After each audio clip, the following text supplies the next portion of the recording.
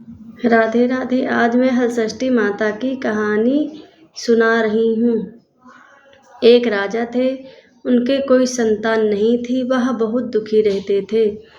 तो रानी जी ने षष्ठी माता से कहा, हे षष्ठी माता, आप मुझे संतान देंगी तो मैं भी आपका व्रत करूँगी। हलषष्ठी माता की कृपा से राजा जी के बहुत दिनों के बाद एक संतान हुई। और राजा जी सगरा खनाते थे तो उस सगरे में पानी नहीं होता था। राजा जी बहुत दुखी रहते थे। तो राजा जी सभी से पूछते थे, कोई उपाय बताइए कि सगरे में पानी हो जाए, पर उसका कोई निष्कर्ष नहीं निकला। तब राजा जी ने एक ज्योतिषी से पूछा, तो ज्योतिषी ने बताया कि राजा जी, आप अपने बड़े पुत्र की बलि दीजिए तो सगरे में पानी हो जाएगा। फिर से राजा बहुत दुखी हुए। उनको कुछ सूझ नहीं रहा था कि हम क्या करें, क्योंकि राजा जी के एक ही संतान थी। तो राजा जी ने अपने पुत्र के बारे में न सोचकर प्रजा के बारे में सोचा और उन्होंने रानी से कहा, रानी जी, आप मायके चली जाओ। और उसी दिन हलषष्ठी भी थी। रानी जी ने कहा, राजा जी, मैं आज मायके नहीं जा सकती हूँ और मैं हलषष्ठी माता का व्रत रखी हुई हूँ और अपने पुत्र को छठियाना भी है। छठ माता की पूजा करूँगी, गांठ दूँगी।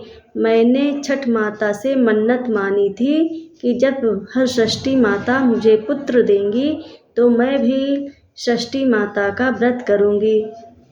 तो राजा जी ने कहा, रानी जी, आपकी माँ की तबीयत बहुत खराब है। यदि आप नहीं जाएंगी तो फिर पता नहीं फिर कभी मिल पाएंगी कि नहीं। तब रानी जी ने सोचा कि मैं माँ से मिल आऊँ, फिर आके षष्ठी माता की पूजा करूँगी।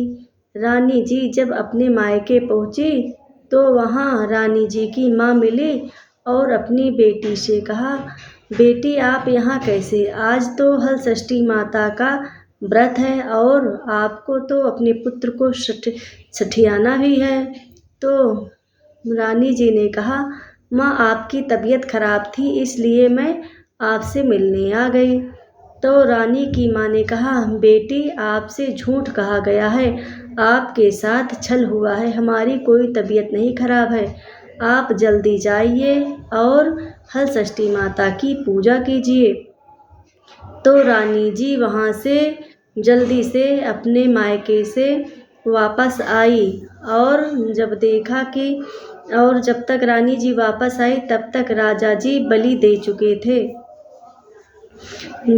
चुके थे। रानी ने घर आकर राजा जी से पूछा, राजा जी, हमारा पुत्र कहाँ है? राजा जी कुछ नहीं बोले। उन्होंने कहा कि यहीं कहीं होगा। रानी ने कहा, नहीं, हमारा पुत्र कहाँ है?